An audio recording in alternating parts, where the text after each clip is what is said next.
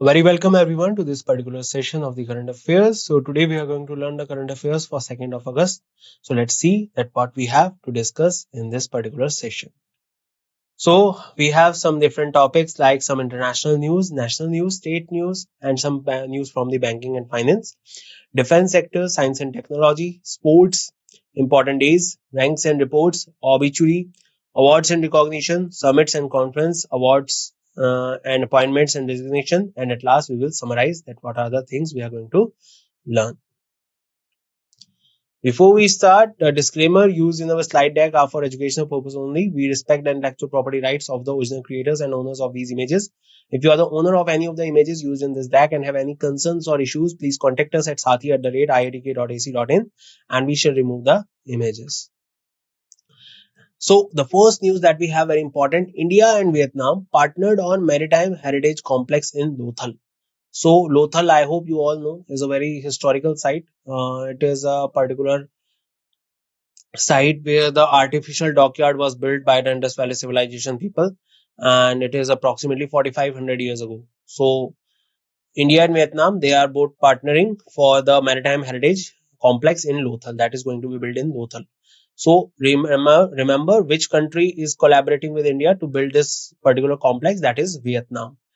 And they are both partnered to build the National Maritime Heritage Complex in Gujarat, Lothal.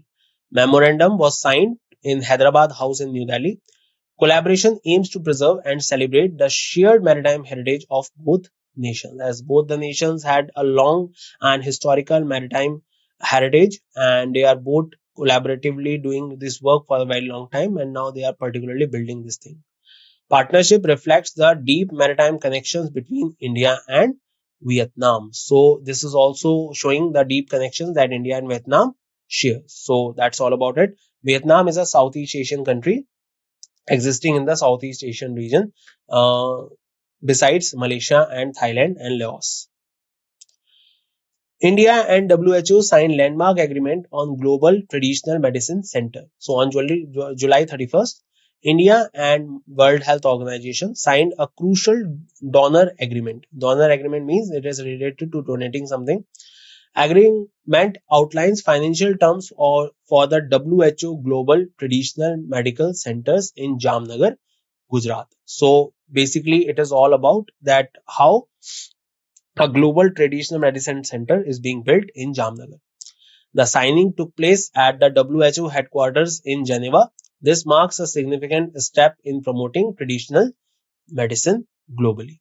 So remember, this is the particular remarkable thing that India is doing with the WHO, and now they are collaboratively, particularly promoting traditional medicines all over the world.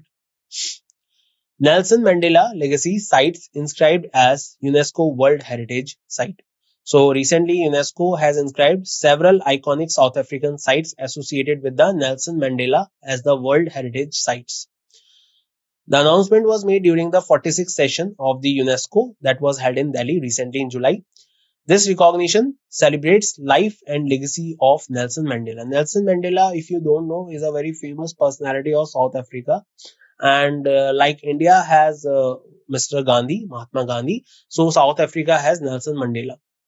Nelson Mandela is a particular person, you can also say, that who is particularly responsible for the freedom of South Africa from the colonial rule.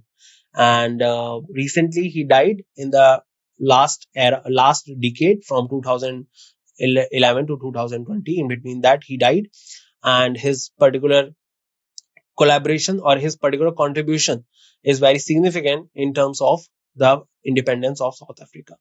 So recently, the sites associated with him has been given the status of World Heritage Sites. It marks significant milestone in preserving South Africa's journey from apartheid to democracy. Apartheid means where the racial discrimination is a very common thing, that is called apartheid.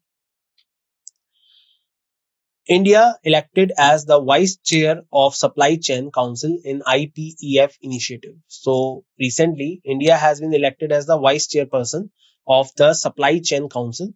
Supply Chain Council basically is a particular council that is working in the supply chain thing, that how much supply we can particularly do in smooth and swift way.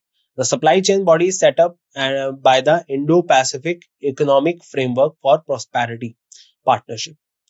The United States of America was elected as the chairperson of Supply Chain Council. So remember, United States is a chairperson and India is the vice chairperson.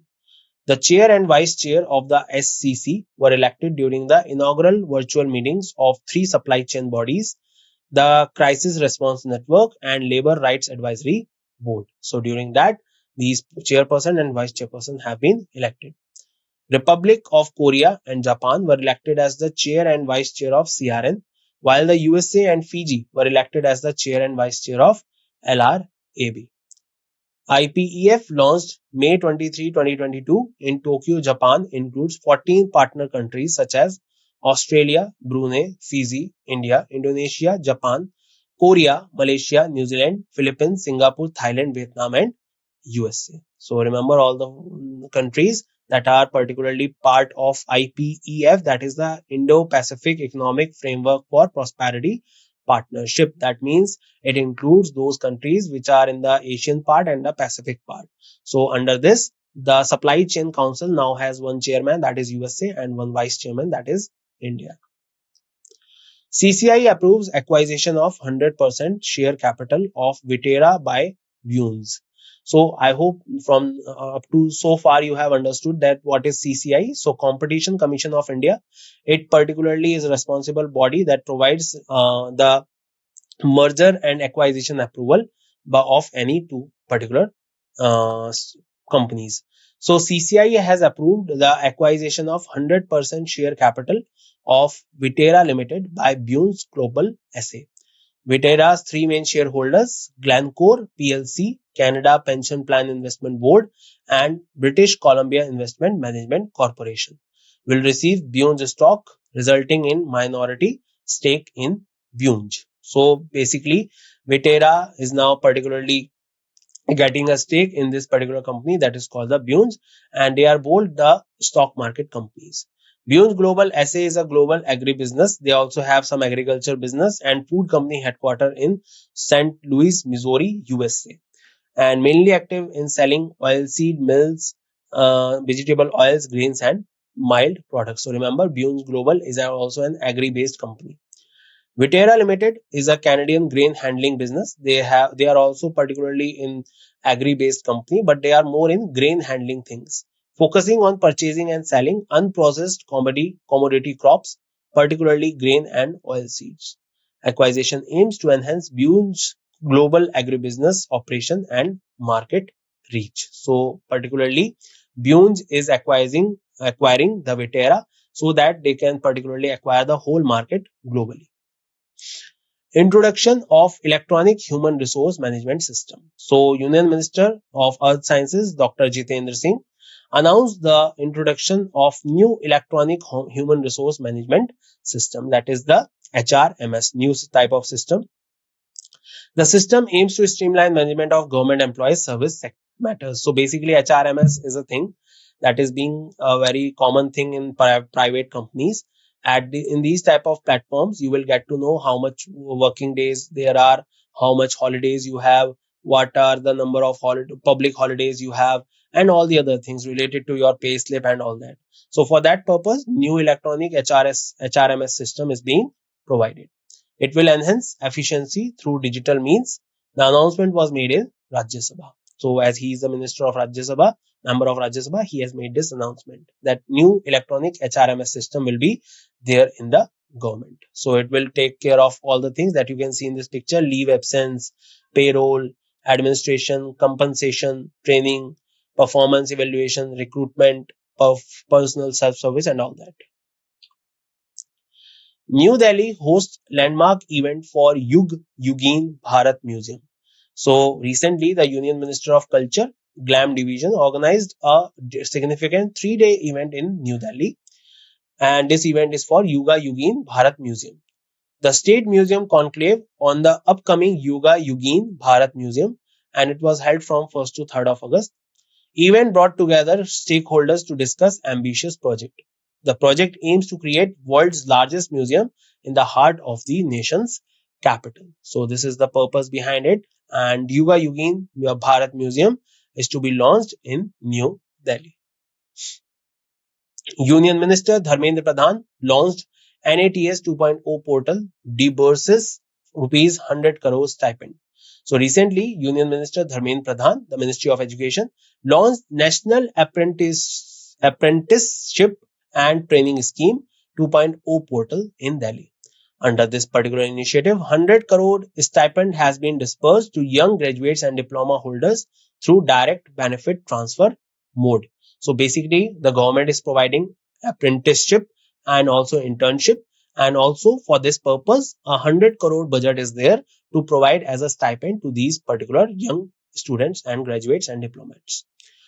NATS portal developed in house by the Ministry of Education with the support of AICTE and BOAT manages the entire apprenticeship life cycle, including student registration, vacancy administration, contract creation, and stipend disbursement. The portal aimed to democratize apprenticeship opportunities, bridge skill gaps, and prepare youth for future careers. So basically, providing particular skill set to the future career. All these sets are being given. The government of India has initiated the payments of its share of the stipend directly to apprentices' bank accounts to ensure timely, efficient, and transparent delivery of benefits. So all this will be done by the Union Minister Dharmendra Pradhan. So new program of the apprenticeship and training scheme has been given. Gujarat unveils GRIT new era in state level policy planning. So recently, the Chief Minister Bhupendra Patel, the Chief Minister of Gujarat, he announced that the creation of Gujarat State Institution for Transformation will be there. So on the verge or on the parallel side of the Niti Aayog, they are also providing a particular type of transformation institute that is called the GRIT, that is called Gujarat State Institution for Transformation. It is a state level think tank modeled after the Niti Aayog. As I said, the announcement was made during the Niti Aayog Governing Council meeting. So in the Governing Council meeting, they have discussed this, and now Gujarat is become the state that has started this particular transforming institute. This marks the new chapter in Gujarat approach to policy formulation and implementation. So that's all about it. So remember that which state has started the think tank, that is the Gujarat. Karnataka approves to rename Ramanagara district as Bengaluru South district. So Karnataka government has approved a proposal to rename Ramanagara district as Bengaluru South district, and this proposal was approved on 26th of July. Renaming was proposed in response to the local demand for the association with brand Bengaluru. So in the local areas, people were demanding this type of thing, and now it has been given. Now the Ramanagara district will be called as the Bengaluru South district. The district includes Ramnagara, Magadi, Kanakpura, Chanatpatna, and Harohali talukas. Ramanagara town, located 50 km from Bengaluru, will continue to serve as the district headquarters. The proposal was initially introduced in October 2023 and was submitted by a delegation led by Deputy Chief Minister D.K. Shivkumar to Chief Minister Siddharamaiah in July 9, 2024. And now remember that Karnataka has changed the name Ramanagara to Bengaluru South District. RBI updated rupees 2000 notes withdrawal. So Reserve Bank of India reportedly that nearly 98% of the 2000 note banks have been withdrawn from circulation. That means recently, I hope you know that 2000 rupees note was again demonetized from our economy. And according to RBI, 98% of the notes have been returned. The remaining 2000 rupees notes amount to 7,409 crore. RBI will cease exchanging 2000 notes on April 1st, 2024. They have seized already this one due to annual closing of accounts. Exchange will resume on 2nd of April 2024 at designated RBI offices. So the time was given by RBI that you should return all the 2000 rupees note. And if still you have some note with you, you can now directly go to RBI and submit all those notes. GST collection surges 10.3% in July 2024 to 1.82 lakh crore. Okay, so basically what is happening here, that the particular data has been come that GST, the goods and service tax, particularly the collection of this particular tax has increased by 10.3%, comparing July 2024 with the last year to 1.82 lakh crore. In July 2024, 1.82 lakh crore GST has been submitted. So India's goods and service tax collection rose by 10.3%. The total collection amounted 1 lakh 82,075 crore. This marks significant increases from 1,65,105 crores in July 2023. The uptick highlights the strong domestic consumption and economic resilience. So this all been done. And remember that 10.3% increase is being shown in the GST. So for all the banking students, this is very important data for all of you. Try to note down all these type of data. RBI report on currency and finance. So recently RBI released its report on currency and finance for 2023-2024 and on July 2024. The report highlights the challenges posed by the rapid adoption of digital technologies in the financial sector. So recently we have seen that particular challenges are posed by the rapid adoption of the digital technologies in the financial sector. The theme of the RCF report is India's digital revolution. Okay, so as they are focusing on creating a new type of digital online transactions, so for that purpose, this is being done. Noting that India's digital economy currently at 10% of GDP, expected to double to 20% by 2026. So 10% of the GDP is recently the part of the digital payments, and we according to the report they are also saying that by 2026 it will go to 20%.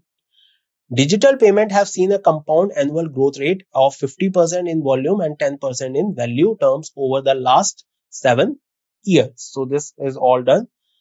India is expected to become the world's leading suppliers of labor, with remittances projected to increase to around USD 160 billion by 2029 and USD 115 billion in 2023.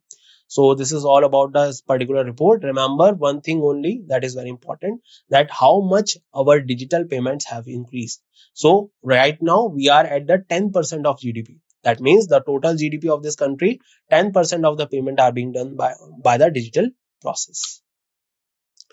Insurance Dekho enters India's reinsurance broking sector with composite license. So recently, Insurance Dekho, based in Gurugram, Haryana, they have received a composite insurance broking license from the Insurance Regulatory and Development Authority of India. So Insurance Dekho is a new company that is based in Gurugram, and now they are particularly going to work, and they have got the broking license from the insurance IRDAI.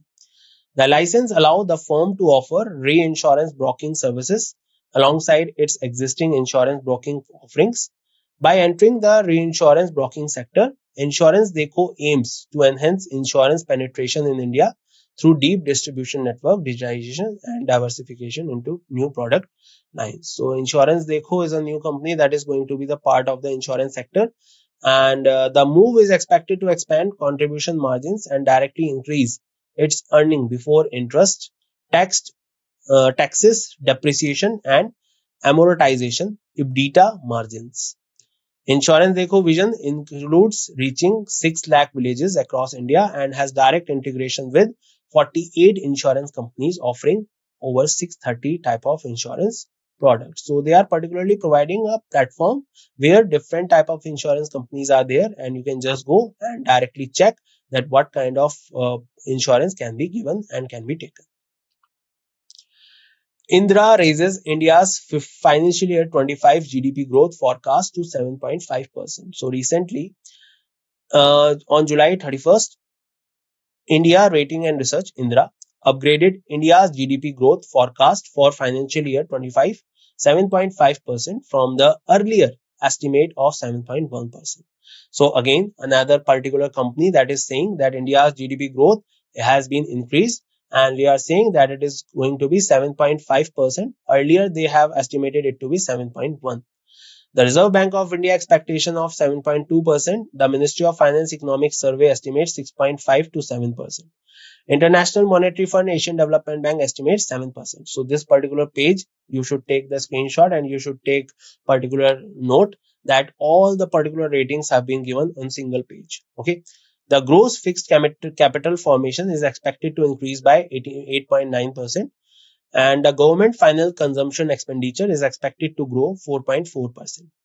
Indra revised forecast reflects positive outlook for India's economic growth by robust consumption and investment. So that's all about it. Remember that Indra raises the India's financial year 25 GDP growth.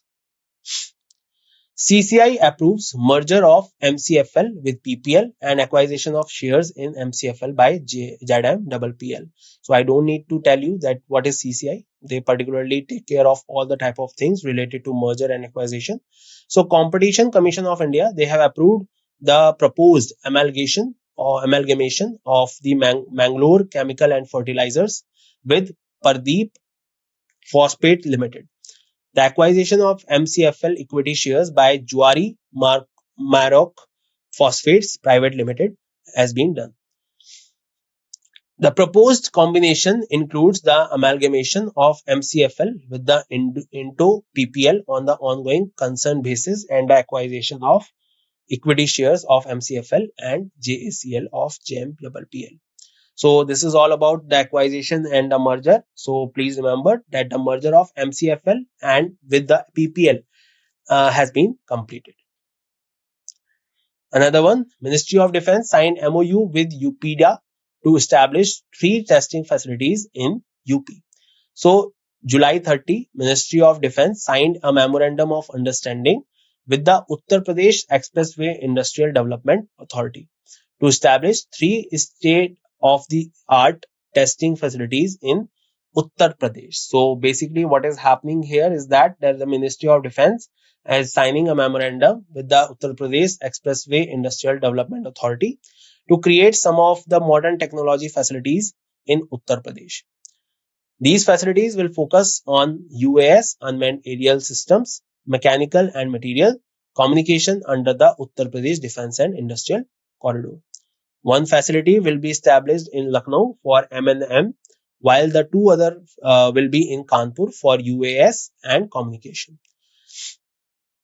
Hyderabad-based Mishra Dhatu Nigam Limited will lead the M&M facility. Okay, so M&M facility, that is mechanical and material facility, will be led by Hyderabad-based Mishra Dhatu Nigam Limited, while Hindustan Aeronautics Limited and Bharat Electronics Limited will lead the UAS and communication facilities. Defense Testing Infrastructure Scheme, launched in May 2020 with a budget of rupees 400 crore, aims to set up these facilities in partnership with private industry, government entities to promote indigenous defense production and self-reliance. So the purpose behind all of this is Atmanirbhar Bharat, to become self-reliant and to create indigenous products in India only. So remember, India Ministry of Defense signing the memorandum with the Uttar Pradesh Expressway Industrial Development Authority to create some facilities for the development of weapons and systems regarding them. SEBI launched India's first web portal for passive funds at NSE. So basically, SEBI, the Security Exchange Board of India, on July 30th, 2024, Madhabi Puri Buch, the chairman of SEBI, launched India's first website for passive funds at the National Stock Exchange. So now they will have some passive funds for people, and let's see that what it is. So website aims to provide comprehensive platform for retail investors to easily access information and understand the Indian passive industry. Okay, so this is all about that, to create new investors and to particularly make the things very easy and informative, and also to understand the Indian passive industry. Alongside the website launch, SEBI has unveiled a report on the capital market titled India Capital Markets: Transformative Shifts Achieved Through Technology and Reforms. The report, developed by NSE Data Analytics, cover major technological advancement and regulatory reforms. SEBI continued to focus on enhancing transparency and investors' education in the financial market. Indo-French tennis partners Yuki Bhumbry and Albano Olivetti, they won the 2024 Swiss Open GS Stad men's double. So recently, Indian tennis player Yuki Bhambari, remember this name, Yuki Bhambari. It is a new name in the Indian Tennis Federation. And his French partner Albano, they have won the men's double title at the 56th US Swiss Open. ATP 2250 tennis tournament held in Switzerland, Gstaad. Indo-French pair defeated the all-French duo Hugo Humbert and Fabrice Martin. So India and France pair, they have defeated a pair that includes French pairs of Hugo Humbert and Fabrice Martin. This is the second ATP 2 title of the year for Bambri and Olivetti. They have also won BMW Open in Munich, Germany. Victory marks the overall third ATP title for Yuki, who won his maiden ATP title with Lloyd Harris at the 2023 Mallorca Championship. So overall, this is his third title of ATP and already won two other titles with the same person, Olivetti. Matteo Berrettini of Italy won the Swiss Open in men's category, defeating Quentin Hels of France, okay, with a score of 6-3 and 6-1. World Lung Cancer Day, August 1. So World Lung Cancer Day is annually observed on 1st of August to raise awareness about the lung cancer and its risk factor and importance of early detection and treatment. So remember, 1st of August is dedicated to World Lung Cancer Day. The day aims to support those affected by lung cancer, advocate for increased research funding, and encourage healthier lifestyle choice to reduce cancer risk. So remember, this particular day is to create awareness regarding this type of disease. The symbol for lung cancer awareness is a pearl or white colored ribbon. Okay, so a pearl and white colored ribbon is a particular type of ribbon. Okay, if you have seen red ribbon, then you must know that red ribbon is dedicated to create awareness regarding AIDS. Okay, World AIDS Day is on 1st of December. 1st of August, World Lung Cancer Day. And to dedicated ribbons are white or purple. Okay. The theme of the WLC Day 2024 is Stronger Together, United for the Lung Cancer Awareness. World Lung Cancer Day was first organized in 2012 by the Forum of International Respiratory Societies in the collaboration with the International Association for the Study of Lung Cancer and American College of Chest Physicians. So remember, the World Lung Cancer Day is on 1st of August. Muslim Women's Right Day, that is also on 1st of August. So World Lung Cancer Day and Muslim Women's Right Day. So Muslim Women's Rights Day, also known as Muslim Mahila Adhikar Divas, annually observed in India on 1st of August, commemorating the enactment of the Muslim Women Act 2019, protection of right on marriage. The act prohibits the practice of triple talaq in India. So remember, in 2019, this act came into being, which particularly prohibited triple talaq in India, highlighting and advocating for the rights and empowerment of Muslim women. First ever Muslim Women's Right Day was observed on 1st of August 2020 to commemorate the prohibition of triple talaq thing. The day aims to raise awareness about the right of Muslim women and promote gender equality. Okay, so that is the very important thing. As we know that under some particular laws, the particular rights of the Muslim women are infringed, and for that purpose, this day is dedicated to Muslim women's right. Ministry of Minority Affairs oversees the observance of this day. World FinTech Day 2024, once of 1st of August. Now World Cancer Day, Muslim Women's Rights Day, and World FinTech Day, all on 1st of August. World FinTech Day, annually observed on 1st of August. World FinTech Day is annually observed on 1st of August to raise awareness about the growing importance of FinTech in modernizing financial services and improving access to financial products. Okay, FinTech is a company that is like UPay, all the companies that is giving UPI platform like PhonePe, Paytm and all that. So all these companies are the FinTech companies, and to dedicate their services, the World FinTech Day is observed on 1st of August. The day emphasizes the transformative impact on FinTech on the global finance industry. The day commemorates the death anniversary of Cosimo de' Medici, Italian banker known as the father of modern banking system. So remember the name Cosimo De Medici, the Italian banker known as the father of modern banking system. This point becomes very important, especially for the banking students and all the other students as well. Fintech integrates technological innovation in the design and delivery of financial services, aiming to modify, enhance, or automate financial services for business or consumers. Global FinTech Fest is an annual FinTech conference organized by METI and RBI, with the fifth edition scheduled for 28th to 30th of August in Mumbai, Maharashtra. So remember that Global FinTech Fest is to be organized in Mumbai from 28th to 30th of August, in which the fintech companies which are the already in the market and the new fintech companies that want to be in the market, they will collaborate, they will tell about their innovation, they will tell about their ideas, and all the things will be shared in this particular fest. So it is going to be organized where the fifth edition is going to be organized in Mumbai. India ranks second largest aluminium producer in the world. So India has secured the position of the second largest aluminium producer.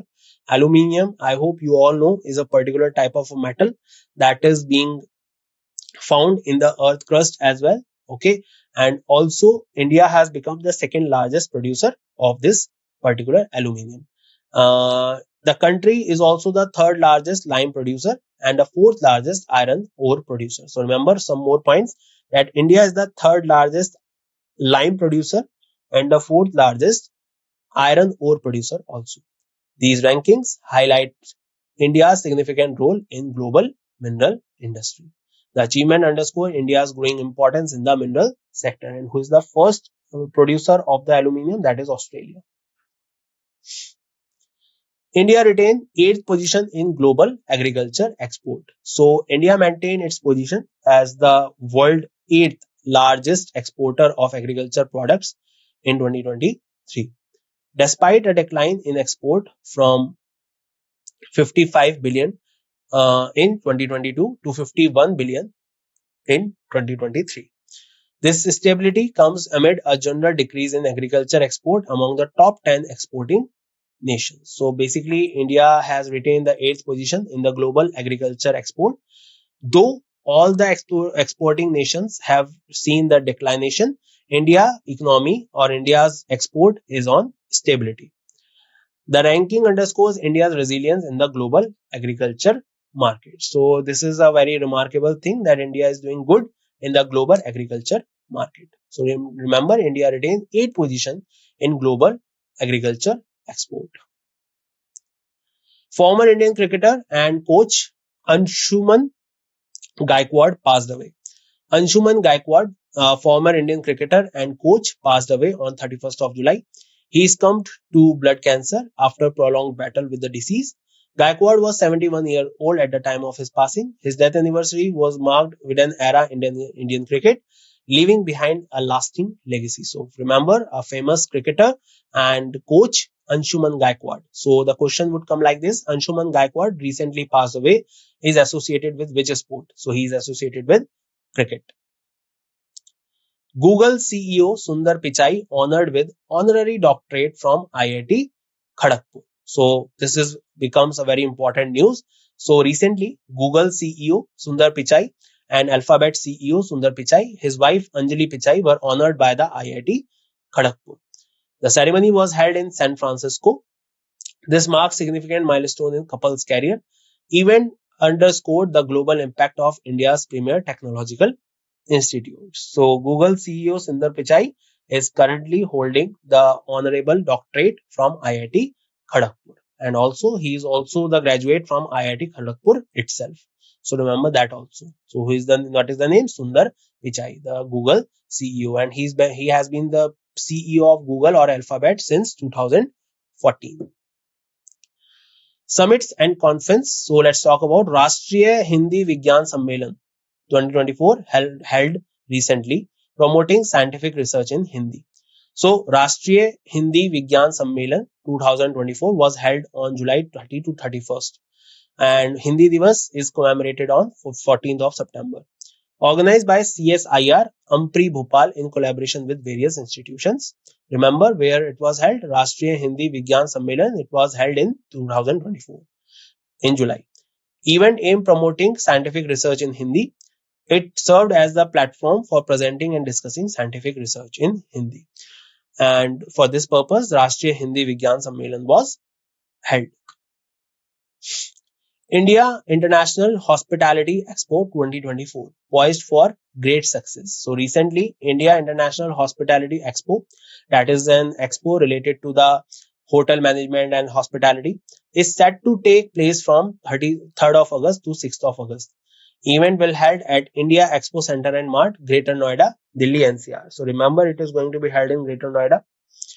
Over 1,000 exhibitors and more than 220,000 B2B, that is business to business buyers, are expected to attend this particular summit. The seventh edition promises to showcase a wide range of product and services from the hospitality sector. As I said, regarding the services of hospitals and providing services regarding the health and hospitality. So for that purpose, this particular event is going to be held in Greater Noida. First STI conclave on traditional knowledge for sustainable livelihood, organized jointly by ICSTIC, UNESCO and CSIR. So first STI, Science and Technology Innovation conclave on traditional knowledge for sustainable livelihood, was held in New Delhi from July 29 to 31, 2024. The event was inaugurated by Dr. N. Kalai Selvi, Director General of the Council of Scientific and Industrial Research, organized by ICTIC, UNESCO, and CSIR. The conclave focused on digitization, preservation, and protection of traditional knowledge, intellectual property, and people's right. Key speaker covered topics like biodiversity, traditional culture expression, and integrative health, and policies on traditional knowledge and intellectual property rights. So that is all being done under the first STI conclave, Science and Technology and Innovation Conclave. And it is held by which particular institute? ISTIC, UNESCO, and CSIR. Event saw participation from countries like Indonesia, Philippines, Nepal, the Democratic Republic of Congo, Kenya, Malaysia, emphasizing collaboration, learning models, and expanding partnership. So remember, recently in New Delhi, the first STI, that is Science, Technology and Innovation Conclave, held in New Delhi. G20 agrees on Brazil's billionaire tax proposals to tackle taxation of ultra rich. So G20 finance ministers and central bankers issued the first ever joint ministerial declaration on taxation, known as the Rio de Janeiro G20 Ministerial Declaration on International Tax Cooperation. So, a new kind of declaration or new kind of particular guidelines are being signed by the finance ministers of G20 and central bankers issued, and this particular thing has been under the Rio de Janeiro G20 Ministerial Declaration. The declaration adopted during the third G20 finance ministers and central bank governors meeting, which was holded in Rio de Janeiro, Brazil, commits to effective taxation of ultra high net worth individuals. Brazil, holding G20 presidency, proposed 2% minimum tax on the world's richest billionaire, making it a top priority for the upcoming G20 summit. The proposal faced opposition from some countries, including Germany, USA, France, Spain, Colombia, African Union, and South Africa, expressed their support. The final declaration did not agree on specific global tax and currency. Billionaires pay only 0.3% of their wealth in taxes. So, some type of things were also discussed regarding the taxations, and all of these things are being discussed under this declaration. And now, new guidelines and new type of system is going to be created under this system. So, one thing that you can remember is G20 finance minister and central bank governor meeting was held in Rio de Janeiro, Brazil. Kashmir City receives World Craft City certificate from World Craft Council. So Kashmir City was awarded the prestigious certificate of World Craft City by World Craft Council International. Okay, so remember which city has received the World Craft City certificate? It is the Kashmir City. Ceremony was held in Srinagar, the capital of Jammu Kashmir. Event was graced by Jammu Kashmir Lieutenant Governor Manoj Sinha and other notable personalities. So remember, the capital is Srinagar, and who is the Lieutenant Governor? The Lieutenant Governor is Mr. Manoj Sinha. Recognition came after the World Craft Council decision in June 2024 to include Kashmir in the World Craft City list. So Kashmir city has received the World Craft City certificate from World Craft Council. Former Union Health Secretary Preeti Sudan took charge as the chairperson of UPSC. Very important, guys. So UPSC, you all know, Union Public Service Commission, Article 315, under which UPSC is being organized in our country. It was first organized in 1926 as the Central Public Service Commission. Later on in 1950s, it became Union Public Service Commission. Now UPSC has appointed the new chairperson, and that is Preeti Sudan, the former secretary of Ministry of Health and Family Welfare. She holds the post until 29th of April 2025 until further order, becoming the second woman to head the UPSC after RAM Bathew. So remember that she is the second woman to be on this post after RM Bathew. Preeti Sudan succeed Manoj Soni, who resigned from the post almost 5 years before his tenure was set to end in 2029. So Manoj Soni, whose tenure is going to be ended in 2029, but he resigned out of nowhere, and for that purpose, Preeti Sudan was appointed. Her appointment was approved by President Draupadi Murmu under Clause 1A of Article 316 of the Constitution. As we know that Article 315 to 323 deals with the UPSC body. Preeti Sudan has a distinguished career, having served as the Secretary of Ministry of Health and Family Welfare, Secretary of the Department of Food and Public Distribution, and as a consultant with the World Bank. So all this has been done, and now Preeti Sudan has a distinguished career. She has worked with World Bank, has worked in food and public distribution, worked in health and family welfare, and now she is going to be the chairperson of UPSC. Robert Keith Ray, Canadian ambassador to the UN, elected president of UN ECOSOC. So now Robert Keith Ray, Canadian ambassador and permanent representative of the UN, has been elected as the president of UN Economic and Social Council for 1 year, 2024 to 2025. So remember, for ECOSOC, that is the Economic and Social Council, Robert Keith Ray has been appointed. He is currently serving as the chairperson of the ECOSOC ad hoc advisory group in Haiti. And his appointment enhanced Canada's capacity for bilateral engagement with UN leadership. ECOSOC members also elected Lok Bahadur Thapa of Nepal, Krzysztof of Poland, and Martiza Chen Velverd of Costa Rica as the vice president.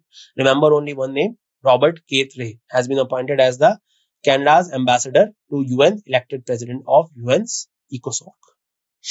Let's summarize. So India, Vietnam partners on Maritime Heritage Complex in Lothal. They are going to build a complex in Lothal. India WHO signed landmark agreement for Global Traditional Medicine Center. Nelson Mandela Legacy Sites inscribed as the UNESCO World Heritage Sites during the 46th summit that was held in Delhi. India elected as the vice chair of Supply Chain Council in IPEF. CCI approves acquisition of 100% share capital of Vitera by Bunes. Introduction of electronic human resource management system. New Delhi hosts landmark event for Yuga Yugin Bharat Museum. Union Minister Dharmendra Pradhan launched NATS for apprenticeship and for 100 crore stipend. Gujarat unveils Grit, a new era in state level policy planning. Karnataka approves to rename Ramanagara district as the Bangalore South district. RBI updated 2000 notes withdrawal. GST collects surge 10.3% in July. RBI reports on currency and finance 2023.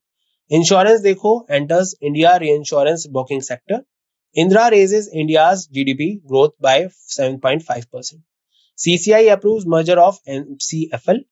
MOD signed MOU with UPEDA to establish 3 testing facilities. SEBI launched India's first web portal for passive funds at NSE. Indo-French tennis partners Yuki Bambry and Albano Olveti. World Lung Cancer Day, 1st of August. Muslim Women's Right Day, 1st of August. World FinTech Day, 1st of August. India ranked second largest aluminium producer in the world. India retains 8th position in global agriculture export. Former Indian cricketer and coach Anshuman Gaikwad passed away. Google CEO Sundar Pichai honored with the honorary doctorate from IIT Kharagpur. राष्ट्रीय हिंदी विज्ञान सम्मेलन 2024. India International Hospitality Expo that was held. First STI conclave. G20 agrees on Brazil billionaire tax proposal. Kashmir city to be received as the World Craft City certificate. Former Union Health Secretary Preeti Sudan took charge as the chairperson of UPSC. Robert Keithway, Canada's ambassador to the UN, elected president of UN's ECOSOC. And that's it in this session. I hope this session was interesting and all of you get to know a lot of things in this session. We'll meet in next session. Until then, bye bye. Take care everyone and see you soon.